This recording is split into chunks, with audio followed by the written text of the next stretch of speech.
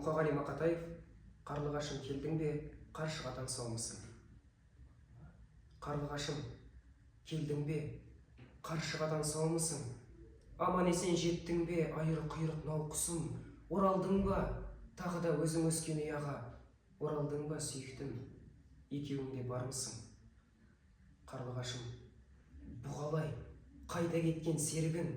Зияны жоқ зиялым, өкпелетті сені кім?